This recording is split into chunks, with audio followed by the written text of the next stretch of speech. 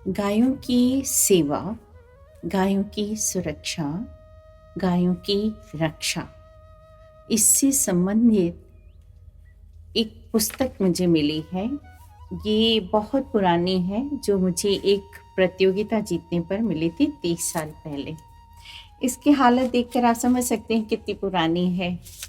इसमें गाय की सेवा करने वाले जो भी लोग हैं, उनके जीवन में क्या क्या चमत्कार हुए, क्या क्या घटनाएं घटी, उन सब का संग्रह है ये। तो मैं आप सबके साथ इन सब को शेयर करूंगी एक एक करके। जय श्री कृष्णा। मैं दुर्गा वासुदेव।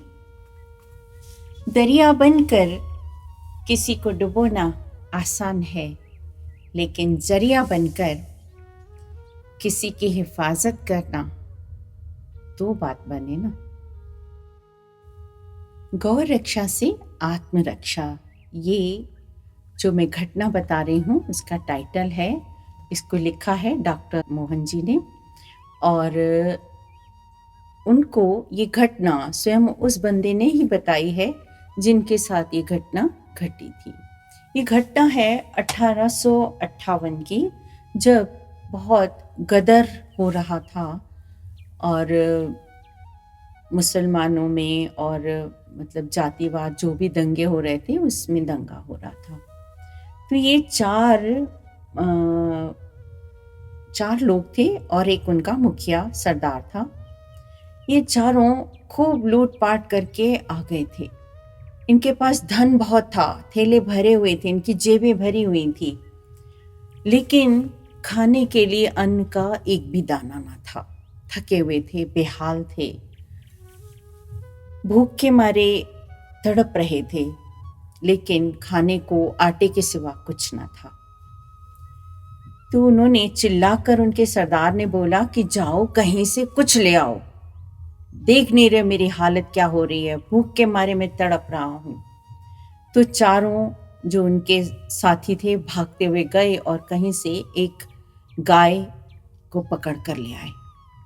अपनी पगड़ी उतारकर गाय के गले में बांध दी थी और खींचते खींचते उसको ला रहे थे।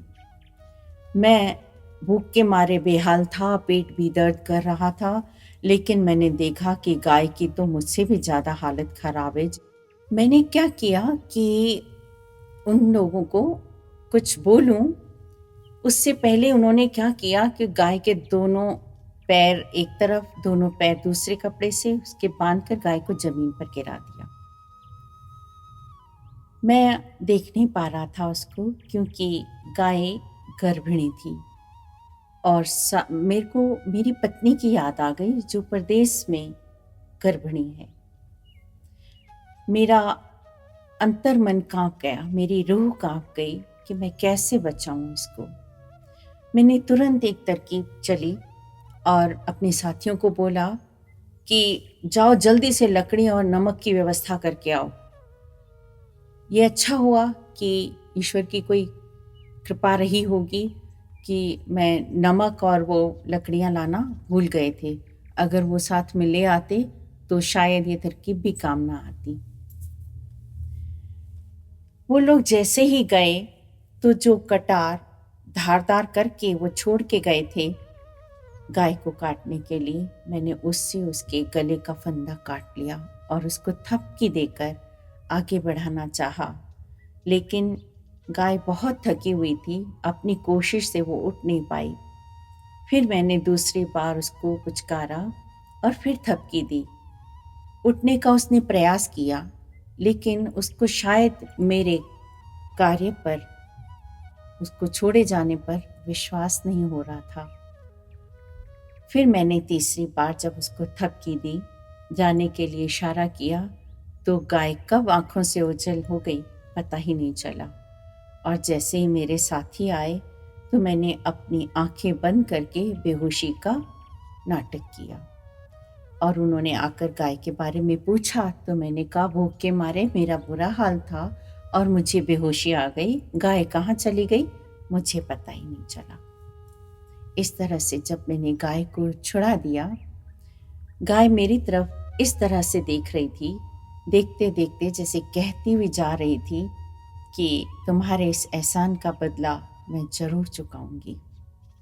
दंगे खत्म हो गए, कोर्ट मार्शल हुआ और मैं भी पकड़ा गया और मुझे फांसी की सजा मिली।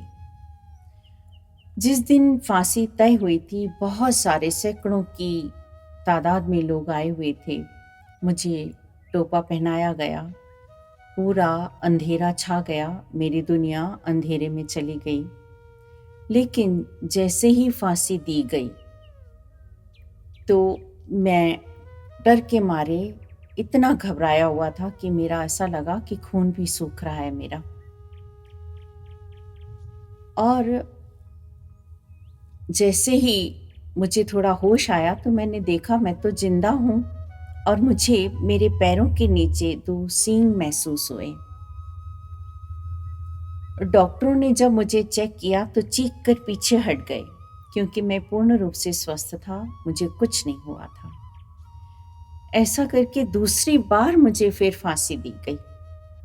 दूसरी बार फांसी दी गई, उस पर भी सेम प्रतिक्रिया हुई। मेरे दोनों पैरों के नीचे 2 सींग लगे हुए महसूस हुए, जो मेरे फंदे को खींचने ही नहीं देते थे। मैं खंदक में गिर ही नहीं पाता था। तीसरी बार भी ये प्रयास किया गया। तीसरी बार भी वैसा ही हुआ। गाय के 2 सींग मेरे दोनों पैरों के नीचे आ जाते थे और मैं बच जाता था। तंग आकर सरकार ने मुझे छोड़ दिया, कुछ समय की सजा देके छोड़ दिया। जिस दिन मैं अपने संबंधियों के साथ, साथियों के साथ जेल से बाहर निकल रहा था तो मेरे सामने एक गाय आ गई, जो बड़ी प्यार भरी नजरों से मेरे को देख रही थी कि आज मैंने तेरे एहसान का बदला चुका दिया।